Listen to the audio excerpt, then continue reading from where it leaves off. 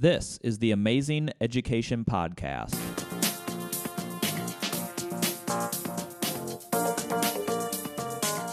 Powered by the Ames Community School District, I'm your host, Erik Smith. On today's episode, we are joined by Ames Middle School Instructional Coach Erik Ringsby. We're going to have an amazing conversation about the various roles he plays in supporting teachers and how he contributes to a healthy school culture. Erik Ringsby, thank you for being on this episode of the Amazing Education Podcast. How are you doing? I'm doing well. Thanks for having me. Well, I really do appreciate you coming on this episode, and we're going to talk about your role at Ames Middle School, which is instructional coaching. Yeah. So for one who doesn't necessarily know what instructional coaching is or what your role, how could you describe what that is? Because it's a lot. I do know that. I mean, I think essentially maybe just to think about it as like job-embedded professional development. And a lot of the work that I do is focused on having conversations with teachers about their practice and just teaching in general, really with the big outcome of trying to improve student learning. Yeah. Well, I am really excited about this episode because, you know, we are in an institution of teaching and learning, and I think the work that you do in your building, you know, you work with teachers a lot, but it does have a direct impact on students. So I have a little bit of a cheat sheet here, and, you know, I have some guiding questions, but I just want to talk through sort of how you work with teachers, because it's not just, you don't just walk in probably every day and say, okay, I'm going to be doing this today, and this is my only role within my building. I mean, there are a lot of different things that you do to work with teachers, and a lot of it is situational. Yeah, that's correct. And a lot of it's just determined by just, you know, kind of what the focus might be in the building for the year, or where some of the teachers' natural interests lie. Yeah. Or, you know, teachers write professional development plans on where they might want to grow. So I really look at it as just, you know, what is the teacher interested in? And I really prefer an asset-based type of approach, like, you know, what are your natural gifts and talents, and how can we utilize these to grow? So it's almost, sometimes it ends up being kind of like an inquiry cycle where kind of explore something, or go in and try it, and then reflect on how it went. So how does like the initial conversations work? Because, you know, as you go through the year, I mean, you're working with a lot of different teachers, a lot of different departments, and so they know who you are, they know how to reach out to you. But how does like that initial inquiry take place? Like if you're working with a teacher, just walk me through that process. A lot of times it'll start off, I mean, honestly, you know, sometimes I'll just walk around and talk to people. Yeah. And a lot of times, you know, I'll just give an example. Like after, we might have professional development, sometimes that's where I'll follow up and say, hey, we just, you know, went through that professional development. What's coming up for you? Where, you know, how did you process that? What's of interest to you? And a lot of times that'll lead into, well, I kind of want to explore this. And so we might, you know, essentially it might go into a planning type of conversation. Yeah. And then there's just different support functions that can happen as a result of that. So, for example, you know, it could be where we collaborate, we work together in the classroom. It could be where I'm just in the classroom observing and taking notes or data based off of what the teacher would want. Or it could even just end up in a reflecting conversation at the end. So I kind of have... and essentially, those are kind of the basic conversations, and I kind of utilize those to work with people. Okay. So I want to go through at least a couple of these. These are kind of like big, bold headings as far as areas that you may hit upon when working with a teacher or throughout a school year. So if you can kind of maybe talk through some of these, maybe provide an example or what that really looks like to kind of articulate, you know, just for anyone who's listening on what that might look like. We'll kind of just go through some of these. Okay. So one of them says data coach. Data is hugely important. And so what does that conversation look like when working with teachers? You know, it can look a lot It just kind of depends, right? We kind of have like kind of big macro data pieces where we Yeah. might have like your Iowa assessment scores, how you did on like our local measures, like the measures of academic progress. So we kind of have those, and then we kind of have just kind of those classroom level pieces. So most of the time it could start off with kind of the big one, but a lot of times it ends up getting more at a micro level where we're looking at like an assessment and we're Yeah. seeing how kids did. Yeah. And then kind of looking at that data, making some decisions on, okay, this is what went well, or this is what we might need to take a look at and reteach. And data is just it's like what you do with it. So even the information that kids are giving you, Yeah. as they're talking about that, like I really enjoyed how you did that. That's data too. Yeah. Yeah. Sure. And so it can come in a lot of different ways, but a lot of times it's examining kind of an assessment or an assignment of something that was given. But you probably find that at least probably in the classroom, that's got to be more valuable than this, macro data. I think so, just for the teachers, like in real time. And there's just, it's been exciting just to see work that's been done where teachers are getting really specific on Yeah. these are the learning targets that I'm looking for, and looking at that data and being responsive. It's even exciting when you hear kids going like, I don't get learning target number 3. Can we work on this? So Yeah. I think kids are able to advocate for themselves better too, which is exciting. Yeah, for sure. We're gonna keep going through this list, but I feel like before we keep moving forward, teaching is very complicated. Like, it is not just showing up into the classroom and then managing however many kids are in that classroom. There's a lot going on. I mean, we touched on one of the pieces already, the data, but now let's move on to the next one as far as being an instructional specialist. So designing and adapting instruction. Yeah, I mean, one of the things that I say is teachers make like thousands of decisions a day. Oh, that's really good. Just yeah. instructionally, like if you went and you're like, okay, they made this decision. And so, as an instructional specialist, like there are things that we have learned, just as a system over the years. But it's really, I don't know, one of the favorite aspects of this job is really just listening to teachers. Back when we had like model teacher visits, and you take another teacher, like, we know this teacher is really good at differentiating, let's go watch them. To listen to the teachers talk through the decision making, why I made that decision and how I made that decision, when that becomes like visible to other teachers, and it actually even becomes more visible to themselves when they process it and talk Yeah. about it, because people just kind of do things intuitively because they're pros. But when we kind of slow down the thinking and we start getting that, it even becomes more apparent as to like why that instructional move worked. And then it's just opportunities like I learned from them talking. Yeah. And then, it's other conversations that I can utilize. Well, I've talked to this particular teacher, and, they're skilled in this, and that's just information we can share, and we can get Yeah. other people collaborating. It's really dynamic. I mean, in these conversations, I feel like really illustrate that. Yeah, it's definitely not static, and we're always learning new things. And, and it even changes, even like what I did in first period. For me, I used to always apologize, like, first period, I'm sorry, it's going to get better. So I would, you learn from I it know. each time, and, you kind of refined it. So I always say, like, it's an art and it's a science. And so it's just, one of the things I enjoy is just, I love the learning part. When the learning lead, like, I love learning new stuff, and I love having conversations with others about just new instructional practices that are coming out. What kind of approach do you take with, working with new teachers? And so if we kind of look at kind of like some of the roles there, sometimes that can be more mentoring.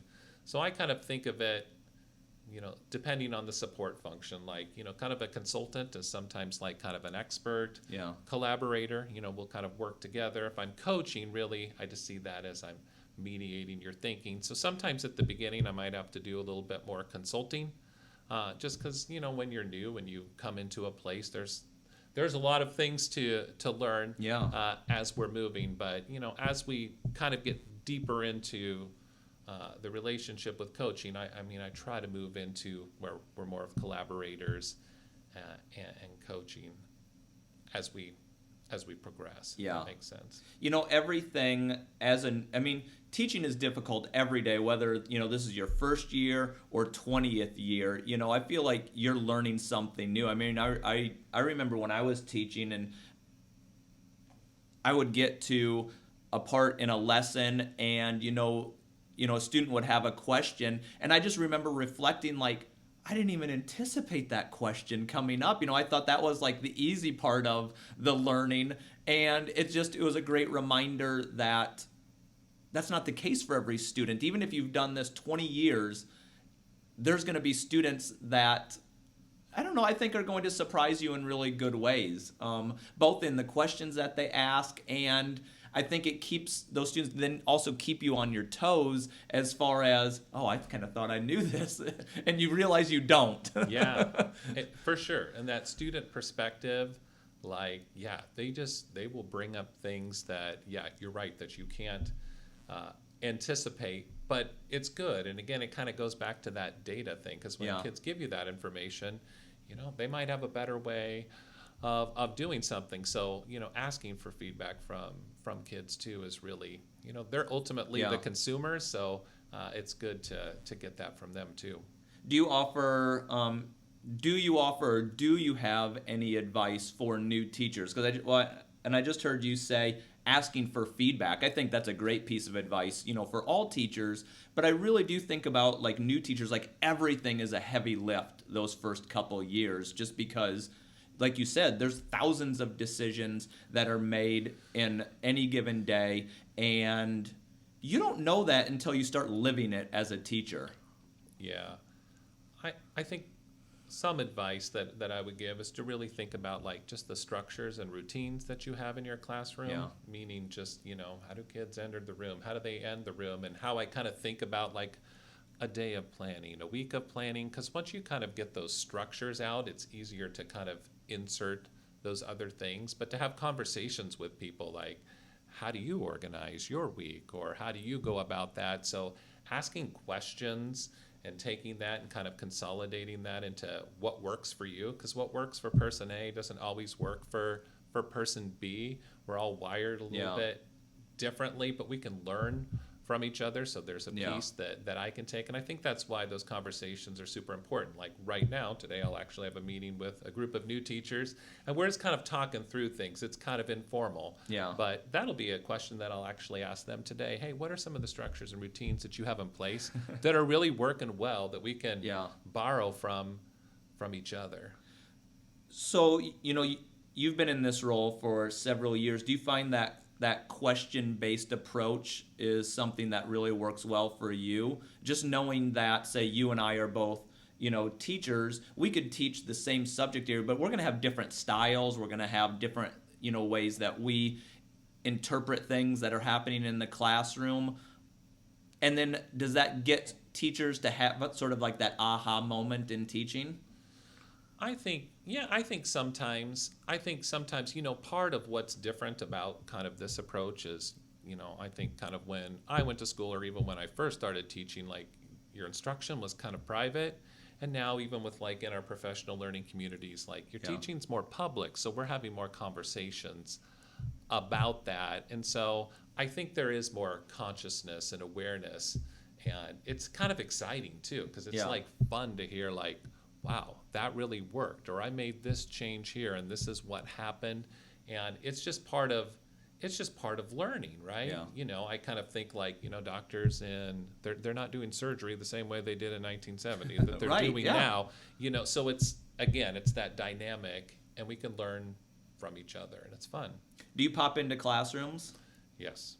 And what do you look for? Like when you're just, and there could be, there's probably hundreds of things that you could see, but are there certain things that you sort of gravitate to looking at? Oh, I don't know. I'll be honest, I kind of gravitate to where, like, if there's laughter, or I hear, they're having fun, like, that kind of pulls me in. Yeah. I also, and I know this sounds, I really enjoy just hearing, like when it's kind of the focus lesson part, and the teachers really just sharing that part. I love listening to that. I also like watching teachers work with small groups of kids. Yeah. And just to listen to, like, what are the prompts and questions and cues Yeah. that they're asking. Because I end up learning a lot from just watching and listening. Yeah, I bet.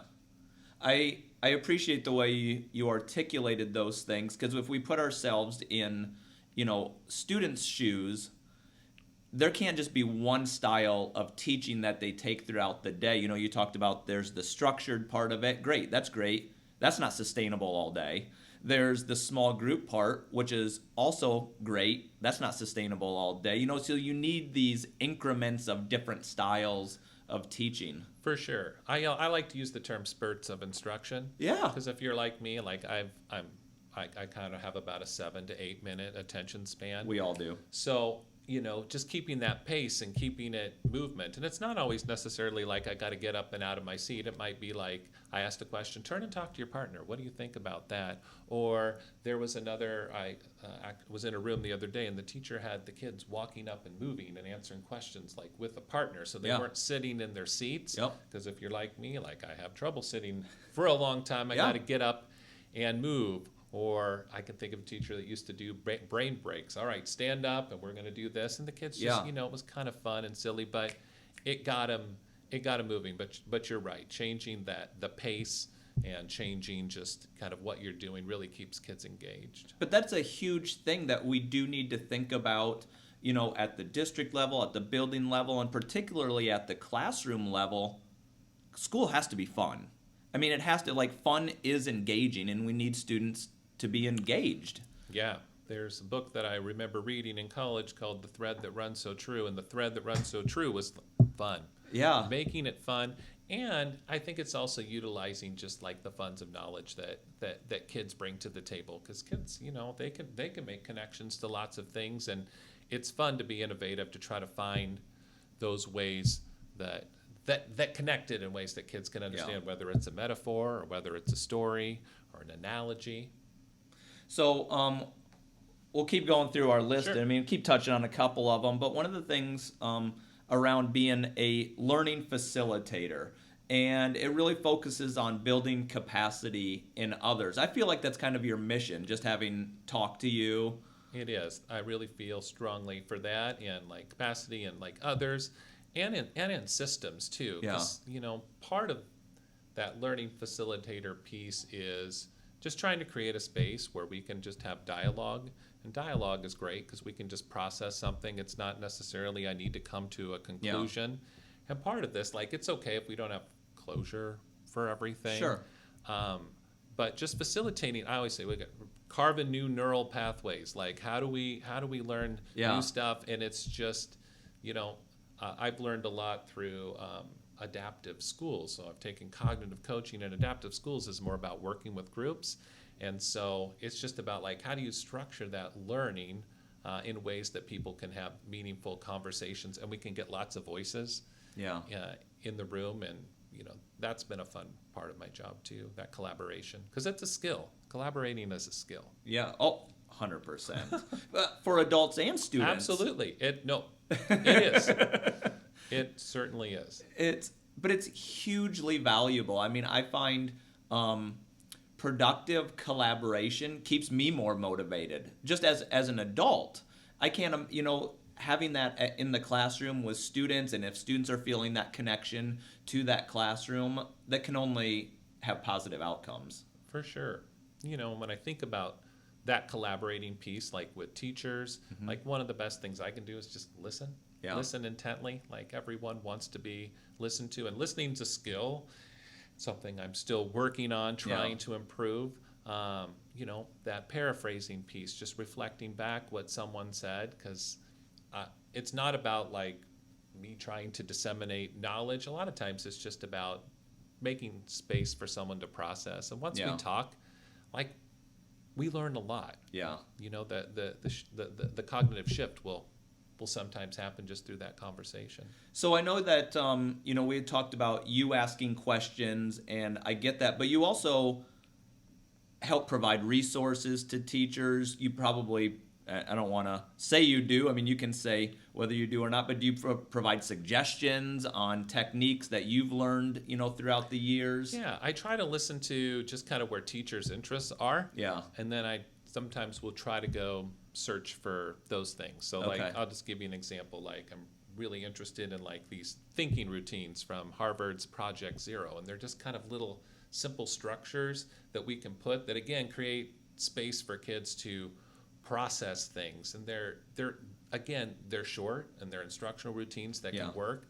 So that might be an example of something that I would share. Or it could be, I'm trying to figure out what the best way might be to, make my schedule for the week, or to organize my guided groups or my small groups, things like that. Those might be resources. So I try to listen to what the teachers are sharing, and then go and investigate. I know that, and I've taught. I've been in the classroom. You pick up tips and tricks in the classroom that work, but honestly, the more that you and I are just kind of talking through this, the amount and level of planning, or at least things that teachers need to think about, really is phenomenal. I mean, I'm going to recap what I just heard you talking about. Is there's not only planning for, all right, this class, but then how to differentiate it between that class, how to facilitate these small groups while also facilitating small groups that may be happening over in that part of the classroom. Yeah. It is a lot to think through. And again, and what's cool is like, those things happen, but everybody kind of does it a little bit different. Yeah. And that's what I enjoy watching. And people will structure it. So that's cool, because it's not like there is the way, no, but right. There are lots of ways to go about it. We talked just before this. Actually, you had me read a passage, and we were talking about context and understanding. And so I'll just describe what you had me do. I read this paragraph. It was probably 8, 9, 10 sentences, and I had no idea what it was about. And so I'm reading it, and I'm trying to make connections on what I think it's about, but I really didn't. And then after I read it, you told me what that passage was about, and I reread it. And it was actually a very interesting experience for me, because I couldn't stop the images from coming into my mind. I was instantly making connections. So how would you use something like that, like when working with teachers? I think it just illustrates the power of just like language, right? Yeah. And so sometimes even just when you can take something and you can give it just, boom, a label or a word that goes with it, it can bring some clarity to that. So I don't know, in terms of working with, so that would probably be more of an example of sometime where I'm like facilitating a learning, and we're trying to bring that up. Because sometimes I think it's good just to do that perspective taking, and those are sometimes questions that I ask, like, what might the students say? And that really kind of put you, for example, in like kind of the student's perspective, where, ooh, this is new stuff and I haven't seen it before. Or even thinking of, what might a parent say? Or if somebody came in, what might, your administrator say if we came in during that part? So some of that perspective taking is good. So I guess in just facilitating that, sometimes if it's experiential, it makes for good conversation. We can process kind of what went on. And a question I like to ask is like, we just did that. What's coming up for you? Yeah. Because that just leaves lots of space for thinking. It was really cool when essentially you did that to me. I mean, I didn't see that coming. And so that's really interesting. What's challenging you right now? Like, what are you particularly enjoying? Don't say COVID. Let's try to stick to teaching and learning a little bit. COVID is, the overarching thing, in all of our buildings and really all schools across the country and in Iowa, and continuing to manage some of those logistics. But what about like teaching and learning right now? Are you particularly, learning more about, interested in, challenging you? Sure. I would say a couple of things. I think one thing I just want to point out from last year was like when we were in hybrid, teachers learned a lot. Yeah. Oh, I bet. They learned a lot. So I think one of our challenges is like, now that we're kind of back in person, what are some things that I can take from there that worked really well? Yeah. because maybe it was just a short video that I'd made that I'd posted to Google Classroom, So now I'm kind of thinking through, like, now that I got everybody here, are there ways that I can use that? And so I think teachers' craftsmanship is just awesome to see how it just, I mean, we had to adapt, we had to change. So it really showed just how adaptive our teachers are, and just like learned a lot about even technology last year, new tools and things that, like, how kids can annotate online. So I don't want to say that's a challenge, but it's just something I think teachers are thinking about this year now that we're back in person. But what I've really been interested in is like reading comprehension, specifically like just the science of reading movement, and just really thinking like, how do kids manage complex text? And what can we do to support them? As I'd mentioned, as they get older, the sentences get longer and the words get more complex, and we've got, this sentence has got an independent clause and a dependent clause, and it's got a phrase, and how do we kind of unravel that? So that's really where where my interest has lied. And so even kind of that example that you and I were talking about earlier, even that background knowledge piece, like, how does that matter when I come in as a reader? And then even looking to how that flows into writing has been of interest. So there's lots of, got a pile of books right now, and the fun thing is too, and I should say this, just like working with the other coaches too, like they coach me all the time over the years and the conversation. So I've just learned so much from the teacher leaders that I've worked with and the other coaches. So we process and learn a lot. Well, I love every part of it. I love your enthusiasm around it and wanting to continually learn, and I know that is evidenced in many of our teachers and staff across the district. For sure. And so I just I appreciate you coming on this episode just so we can talk about that, because I don't do always a ton of episodes that have a really huge impact on the classroom, and so I just appreciate you coming on and offering your perspective. Well, thanks for having me. And I think it's just good to illustrate that teaching it's complex. And again, I'll just say it, teachers make thousands of decisions a day, and it's just sometimes it's good just to slow down and process what some of those decisions are, because they're doing amazing things. All right. Well, with that, I think we're going to come to a close on this episode of the Amazing Education Podcast. If you are listening and liked what you hear, please share it with others, and we will return for another episode soon. Thank you, Erik. Thank you.